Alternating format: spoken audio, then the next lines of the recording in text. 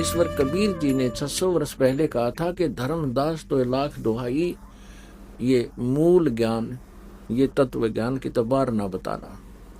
परमेश्वर ने अपनी वाणी में लिखा है, कबीर सागर में, सच्चिदानंद घन ब्रह्म की वाणी में, सूक्ष्म वेद में, उस तत्व ज्ञान में, कि 33 अरब वाणी हम बाख्या, यानी 33 अरब ज्ञान हम बाखा, और मूल ज्ञान अभी तक गुप्त ही रखा।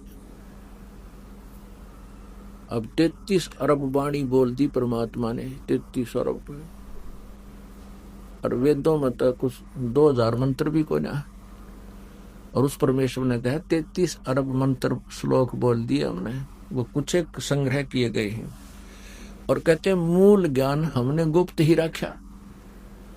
तो वो मूल ज्ञान अब प्रकट करना था परमात्मा ने, अब वो प्रकट हो रहा है। सन 1947 से भारतवर्ष स्वतंत्र हुआ, उसी समय से समझ लो या पिछली पीढ़ी यानी दूसरा मध्य का चरण शुरू हो गया। प्रथम चरण में परमात्मा आए थे और मगहर से सहशरीर चले गए थे। मगहर नगर से, एक नगर है, एक छोटा सा कस्बा है मगहर, गोरखपुर के पास, वहां से परमात्मा सहशरीर चले गए थे और हजारों की संख्या में वहां दर्शक उपस्थित थे, जिसमें वीरदेव सिंह बघेल, काशी का नरेश और उसकी सेना, और काशी शहर के हजारों की संख्या में दर्शक भी साथ गए थे। और वहां मगहर रियासत का बिजली खान नाम का एक पठान था, वो नवाब था, वो भी परमेश्वर कबीर जी का शिष्य था। वीरदेव सिंह बघेल हिंदू भी परमात्मा का शिष्य था। वो दोनों ही भाई उपस्थित थे, हिंदू और मुसलमान दोनों ही परमात्मा के ज्ञान से परिचित हुए थे, दोनों ने परमात्मा को गुरु धारण किया था। तो परमात्मा परमेश्वर कबीर जी ने जिस समय यहां से प्रस्थान करना था, वो दिन निर्धारित कर दिया था, जिस कारण से कई हजारों की संख्या में श्रद्धालु और दर्शक उपस्थित थे। परमात्मा सहशरीर ऊपर आकाश को चले गए थे। अब परमात्मा ने कहा था कि मूल ज्ञान तब तक छुपाई जब तक ये 12 पंथ ना मिट जाएगी।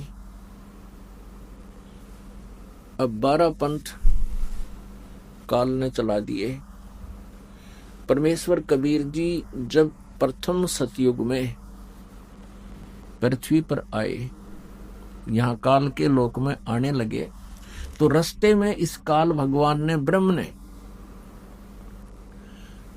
ज्योति निरंजन ने, 21 ब्रह्मांड के स्वामी ने एक ऐसा स्थान बना रखा जहां ये स्वयं विराजमान रहता है और विशेष वाच करता है, विशेष ध्यान रखता है, दृष्टि रखता है कि कोई इस रास्ते से ऊपर सतलोक की तरफ ना चला जाए। और वहीं पर इसने एक तपस्शिला बना रखी है जहां पर ये जीवों को भून कर खाता है। मानव शरीरधारी प्राणियों को उस तपस्शिला के ऊपर भून कर, यानी उनको अच्छी तरह तड़फा कर उनमें से ये वासना गंध निकालता है और उस गंध को ये खाता है।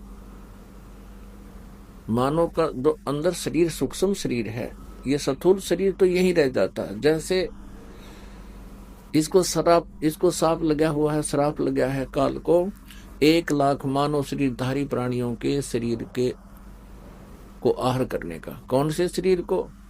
स्थूल शरीर के अंदर सूक्ष्म शरीर है, सूक्ष्म शरीर के अंदर पूरे जीवन में हम जितने भी चटपटे खट्टे मीठे आहार करते हैं, व्यसन करते हैं, आप देखते हो मानव जीवन का आहार, पशु पक्षियों को देखो आप, एक सात्विक आहार करते हैं कुछ पक्षी, और कुछ एक ऐसे हैं मांसाहारी हैं जो मेंढक मच्छी आदि खाते हैं। और मनुष्य जो है इसका आहार केवल घास फूस, फल फ्रूट काजू किशमिश खाना ही बनाया है। लेकिन ये काल ये टेस्ट करना चाहता है, ये मन है, मन रूप में ये काल सब में विद्यमान है। और इस मन की आदत है कि ये व्यसन करे बिना रह नहीं सकता। ये काल ने अपना एजेंट छोड़ रखा है। अब देखो शराब बनाई, कैसा जुगाड़ जोड़ कर शराब तैयार करी, इस मन काल ने बनवाई। तमाकू तैयार किया, हुक्का बनाई या तोब, किस तरह जुगाड़ जोड़ कर इसमें और फिर पीने लग गए। सिगरेट बनाई, बीड़ी बनाई। बताइए, इस तमाकू के सेवन से ना तो शरीर पुष्ट होता, हानि अवश्य करता है, लेकिन ये इसलिए करवाता है कि इस सूक्ष्म शरीर में, इस स्थूल शरीर के माध्यम से किए हुए व्यसन और ये आहार सूक्ष्म शरीर के अंदर इनकी सूक्ष्म वासना डिपॉजिट हो जाती है। और जैसे बादाम के ऊपर छिलका होता है, वो छिलका खान का नहीं होता, अंदर गिरी खान की होती है, खाने की। तो ऐसे ही ये स्थूल शरीर तो बादाम का छिलका समझो, इसके अंदर एक सूक्ष्म शरीर है। उस सूक्ष्म शरीर को तपतशिला है, एक बहुत बड़ी टुकड़ी है पत्थर की, जो स्वतः गर्म रहती है आध्यात्मिक यानी ईश्वरीय शक्ति से, सिद्धि शक्ति से वो ऑटोमेटिक गर्म रहती है। जैसे सूर्य है, इसको कोई चार्ज नहीं करता और असंख्य युग हो गए नो का नो सुलग रहा है। ऐसे एक तपतशिला है, उसके ऊपर 1 लाख मानव शरीरधारी प्राणियों को उस पर प्रतिदिन भूनता है ये काल भगवान। और वहां ये प्राणी चटक पटक करते हैं, बहुत बुरा हाहाकार मच जाती है और फिर बेहोश हो जाते हैं। और जब उनके अंदर से पूरा गंध गर्म होकर के नीचे चला जाता है उसके पात्र में, फिर इनको वहां से ऑटोमेटिक समय फिक्स कर रखा है इसने। वो सभी प्राणी, वो मानव शरीरधारी प्राणी, क्योंकि इस शरीर से जब ये जीव निकलता स्थूल शरीर से, तब तक इसका ऐसा ही शरीर रहता है, सेम टू सेम इसका शक्ल रहती है, आकृति रहती है। तो वो उसमें भी ये मानव शरीर सदस्य एज इट इज, चेहरा जैसा आपका इस शरीर का है, ऐसा ही सूक्ष्म शरीर का एज इट इज डिटो कहते हैं ना, एज इट इज कॉपी हो जाती है, डिटो कॉपी। तो उसके बाद ये एकदम उड़ जाते हैं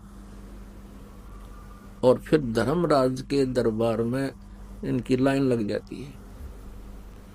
फिर आगे जैसे जिनके कर्म हैं, संस्कार हैं, उस अनुसार जिसने नरक में जाना नरक में जाओ, स्वर्ग में जाना स्वर्ग में जाओ, राजा बनना राजा बन जाओ, देवता बनना है देवता बन जाओ, गधा बनना है गधा बन जाओ। वो अलग से संस्कार बना रखे हैं।